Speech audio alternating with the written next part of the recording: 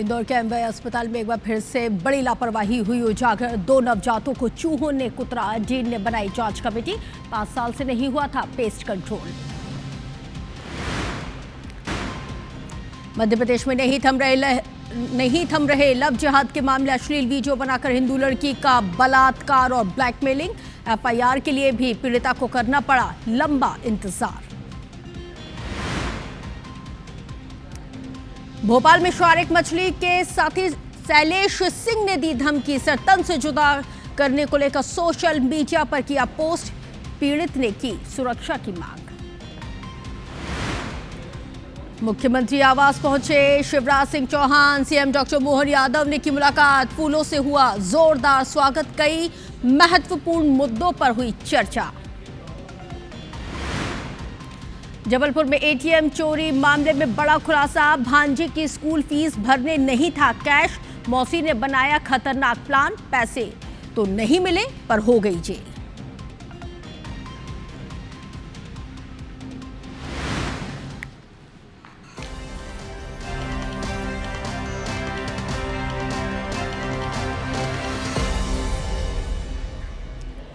सुबह के 8 बजने को है और ये वक्त IBC 24 पर होता है मेरा मध्य प्रदेश का, जिसमें मैं रश्क गौरी संपूर्ण मध्य प्रदेश की खबरें आपको विस्तार के साथ बताऊंगी।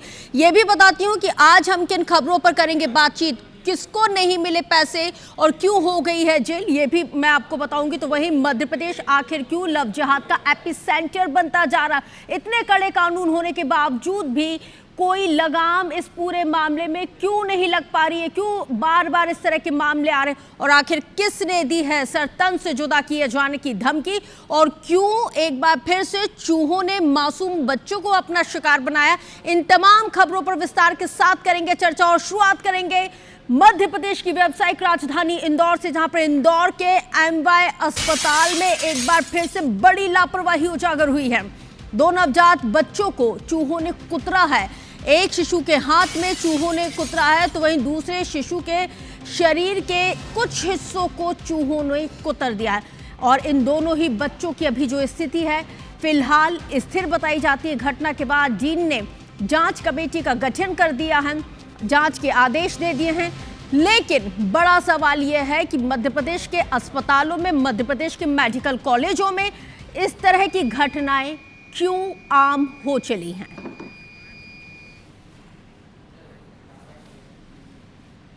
जो पीडियाट्रिक का न्यूनेटल आईसीयू है उसमें 2 बच्चों को, एक के फिंगर में एक के दूसरे पार्ट्स में एक 2 जगह बाइट किया है उन्होंने।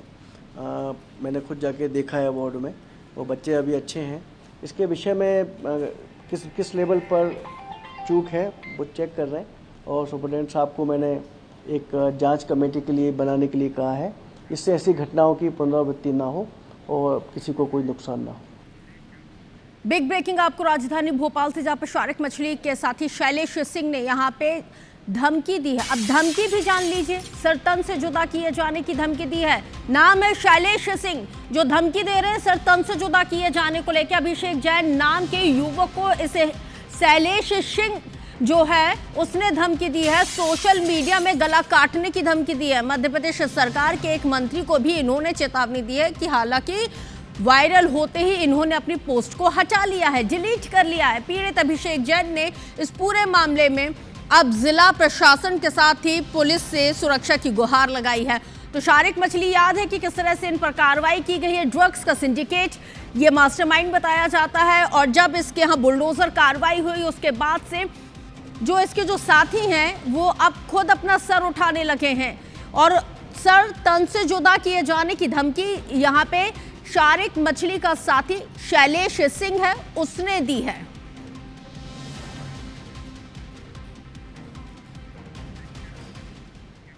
तो चलिए एक और बिग ब्रेकिंग आपको बताते हैं और ये खबर जानना बेहद जरूरी है क्योंकि मध्य प्रदेश में कानून तो है लेकिन कानून का मखौल किस तरह से उड़ाया जा रहा है ये दमोह से जान लीजिए। क्योंकि दमोह के पचेरा थाना इलाके में लव जिहाद और धर्मांतरण और ब्लैकमेलिंग के लिए दबाव बनाने का एक और मामला फिर से सामने आ गया है। आरोप तो यह है कि यहाँ के राशिद खान नामक युवक ने पहले पड़ोसी युवती के साथ बलात्कार किया और फोटो वीडियो बनाकर ब्लैकमेल वो करता रहा। लगातार धर्मांतरण के लिए वो यहाँ पे दबाव बना रहा था। आरोपी युवती की शादी होने के बाद भी वो उसको ब्लैकमेल करता रहा। धर्मांतरण का दबाव लगातार बनाया गया। युवती ने इनकार कर दिया तो आरोपी ने सोशल साइट पर अश्लील वीडियो, फोटो सब कुछ वायरल कर दिया, जिसके बाद परिजनों ने पुलिस थाने पहुंचकर न्याय की गुहार लगाई। वहीं पुलिस ने मामला दर्ज करने के लिए कई घंटों तक फरियादी को टहलाया है, जिसे लेकर हिंदू संगठन के तमाम कार्यकर्ताओं का ये कहना है कि बड़ी संख्या में कार्यकर्ता थाने पहुंचे, तब कहीं जाकर पुलिस ने इस मामले में केस दर्ज किया है। वहीं पुलिस आरोपियों को लेकर जांच के बाद कार्रवाई की बात जरूर कर रही है।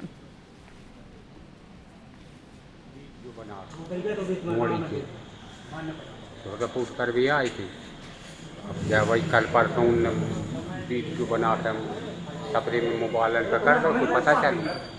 ब्लैकमेल वो करता रहा और उसकी जो अश्लील वीडियो है उसको उसने फेसबुक पर डाली है। इसके विरोध के द्वारा हम लोग यहाँ पर थाना पटेरा में उपस्थित हुए हैं, सभी अपने दलबल के साथ में। महिला का ये कहना है कि उसने धर्म परिवर्तन करने के लिए हमको दबाव डाला था और जो हमने और शादी करने के लिए देता था और नहीं किया तो उसने ब्लैकमेल करते हुए फिर उसने फोटो वायरल कर दिए। सूचना है, आरोपी जल्द ही गिरफ्तार किए जाकर वैधानिक कार्रवाई की जाएगी। सोशल मीडिया के इस दौर में हवस से भूखे हुए दरिंदों से अब बचपन भी सुरक्षित नहीं रहा है। जबलपुर में कक्षा 9वीं में पढ़ने वाली एक छात्रा के साथ कुछ ऐसा हुआ कि आरोपी ने छात्रा से इंस्टाग्राम पर पहले दोस्ती की, फिर चैट रिकॉर्ड करके उसकी मां को दिखाने की धमकी देकर छात्रा के साथ एक बार नहीं कई बार बलात्कार की वारदात को अंजाम दिया। डर की वजह से पहले पीड़िता डरी सहमी रहती थी, उसने किसी को कुछ नहीं बताया, लेकिन जब पानी सिर से ऊपर चला गया तो पीड़िता ने अपने साथ हुई सारी घटना की जानकारी यानी कि अपनी आप बीती अपनी मां को बताई। जबलपुर में 9वीं की एक छात्रा के साथ जो भी हुआ उसे सुनने में आपका भी कलेजा कांप उठेगा। यहाँ एक छात्रा की दोस्ती इंस्टाग्राम पर अमित पटेल नाम के एक लड़के से हुई। दोस्ती कुछ आगे बढ़ी तो मर्यादा की लक्ष्मण रेखाएं लागने लगी। चैटिंग में ऐसी बातें भी हुई जो सार्वजनिक नहीं की जा सकती हैं। लेकिन उसी चैट और फोन पर हुई बातचीत की कॉल रिकॉर्डिंग को आरोपी ने छात्रा की इज्जत लूटने के लिए हथियार बना लिया। आरोपी ने चैट वायरल करने की धमकी देकर छात्रा से कई बार रेप किया। मासूम छात्रा का कसूर सिर्फ इतना था कि उसने आरोपी की मीठी मीठी बातों पे आकर उससे इंस्टाग्राम में दोस्ती कर ली थी। फिर शुरू हुआ चैटिंग का सिलसिला और आरोपी ने अपना मोबाइल नंबर देकर छात्रा से बातचीत शुरू कर दी। यही बातचीत और इसी बातचीत की रिकॉर्डिंग आगे जाकर छात्रा से ब्लैकमेलिंग का सबब बन गई। आरोपी की धमकी से डरी सहमी छात्रा हर बार दरिंदे की हवस का शिकार बन जाती। एक दिन उसने हिम्मत दिखाई और अपनी मां को आप बीती बता दी।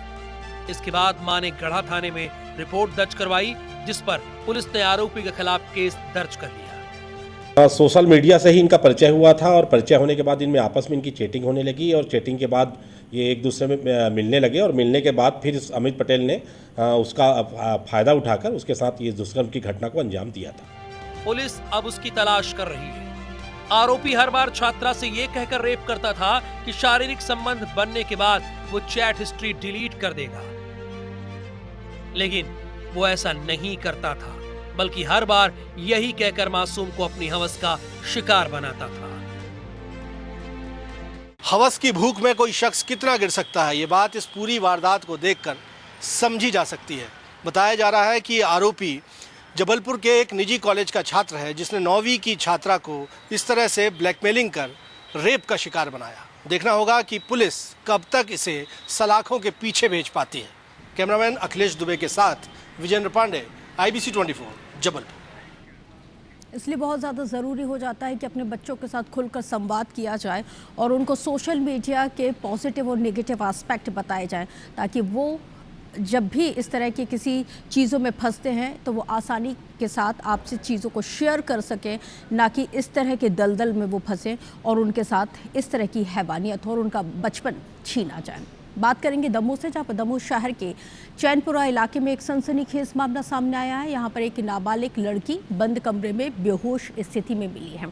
जानकारी मिलते ही कोतवाली पुलिस मौके पर जा पहुंची और नाबालिग को तत्काल जिला अस्पताल में भर्ती किया गया, जहां पर उसका इलाज जारी है। परिजनों का कहना है कि वो घर से कपड़े सिलवाने के लिए मोहल्ले में ही गई हुई थी, लेकिन देर तक वो वापस नहीं लौटी। तलाश करने पर नाबालिग एक युवक निखिल के घर के कमरे में कपड़े में लिपटी हुई अचेत स्थिति में पाई गई है, जिसके बाद परिजनों ने तुरंत पुलिस को इस बात की जानकारी दी। वहीं होश में आने के बाद नाबालिग ने बताया कि उसे पानी की बोतल में कुछ मिलाकर पिलाया गया था और जिसके बाद वो बेहोश हो गई थी। इसके बाद उसे कहीं पर ले जाया गया, लेकिन उसे याद ही नहीं है कि वो कहाँ रही और क्या उसके साथ हुआ है। फिलहाल पुलिस ने परिजनों की शिकायत के आधार पर कार्रवाई करते हुए संदिग्ध युवक के साथ ही अन्य आरोपियों की तलाश शुरू कर दी है। सलवार सिलवाए जा रहे थे, एक लड़का पकड़ के ले गए थे और मुँह बांध के ज़बरदस्ती हमारे संग गलत काम कर रहे थे, मगर मुँह बांध के देख कि हमारी बहन 3 घंटा से बोल रही है, कपड़ा सिलवाने गई थी, बोल रही है। सो वो रेक पे मिली है, निखिल नाम का लड़का है। उसके घर में ढूंढने गए, नहीं मिली, बता नहीं रहे थे वो कि कहाँ पे है। नहीं, हमने कैमरा खोल के देखा, पूरे घर में चालियाँ नहीं बता रहा था। तो मैंने रेक पे देखा तो बोरे में बंदी रखी थी। टीम वहाँ पे गई, मैं महिला स्टाफ पे वहाँ पे देखा जो भी हालात थे, उनको बच्ची को लेके आए और बच्ची थोड़ा सा अनकॉन्शियस लग रही थी, तो उनको अस्पताल में एडमिट कराया। डॉक्टर जैसे ही बताते हैं कि वो बयान देने में सक्षम है, तो हमारी टीम महिला अधिकारी सहित तत्काल उनके बयान नोट करेगी और इसमें जो भी तथ्य सबके सामने आएंगे उसके आधार पर वैधानिक कार्रवाई की। अब बात करेंगे चीकमगढ़ से, जहाँ पर चीकमगढ़ में अवैध हथियारों की एक ऐसी फैक्ट्री को पकड़ा गया है जिसमें एक ही परिवार की 3 पीढ़ियां इस अवैध हथियार बनाने में लिप्त थी। यहाँ पर बने हुए हथियारों को दूसरे राज्यों में सप्लाई किया जाता है। खासकर उत्तर प्रदेश में इन हथियारों की डिमांड कुछ ज्यादा है। रिपोर्ट को देखिए।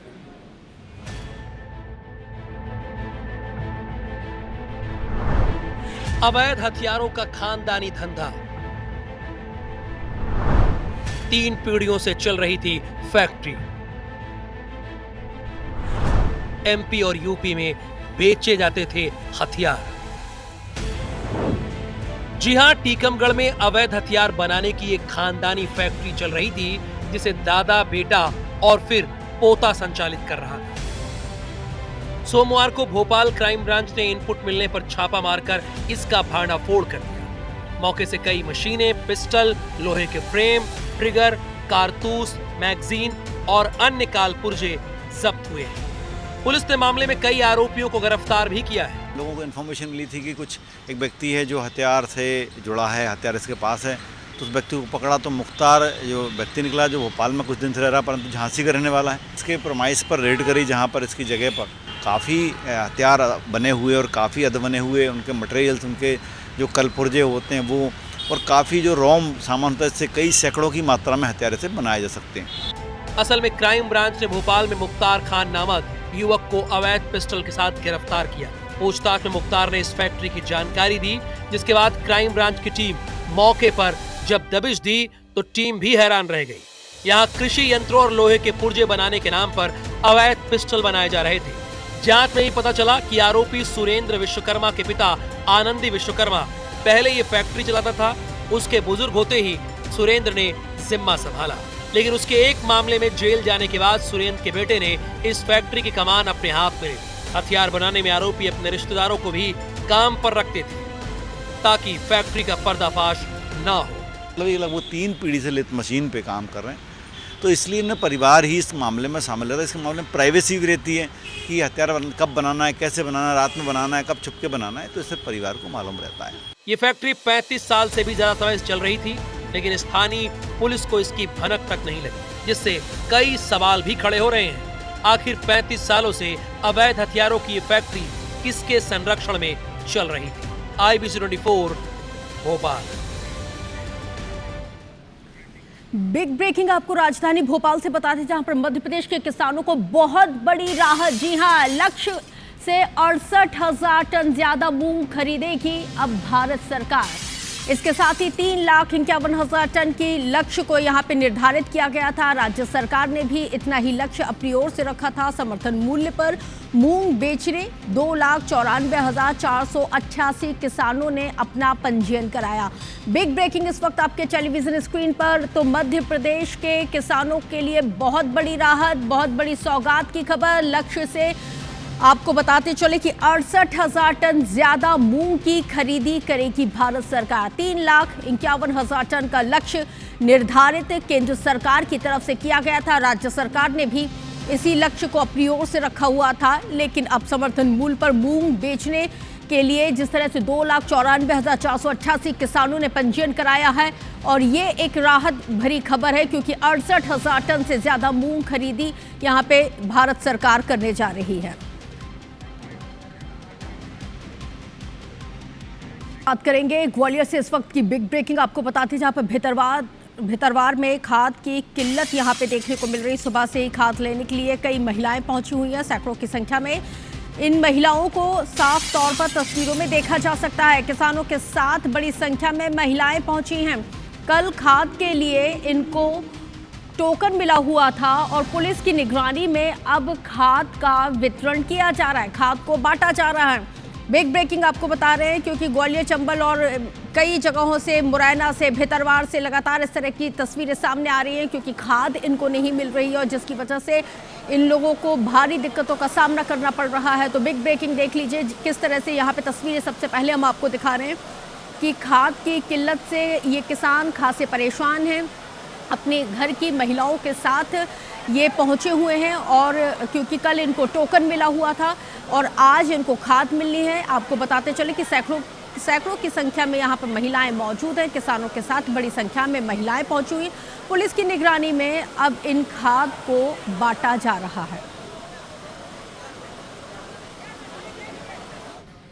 बिग ब्रेकिंग आपको बताते हैं इंदौर से, जहां पर इंदौर में कुख्यात गैंगस्टर सलमान लाला के जनाजे में रील बनाने वालों पर अब पुलिस निगरानी कर रही है। दरअसल कुछ लोगों ने जनाजे में शामिल होकर उसकी रील सोशल मीडिया पर पोस्ट की थी और अब पुलिस ऐसे रीलबाजों और ऐसी रील पोस्ट करने वाले युवाओं पर नजर रख रही है। आपको बताते चले कि शुक्रवार रात को सीहोर के तालाब में सलमान लाला की लाश पाई गई थी। सलमान पुलिस से बचकर भाग रहा था और उसकी फिर लाश अगले दिन यहाँ पे सीहोर के तालाब में मिलती है।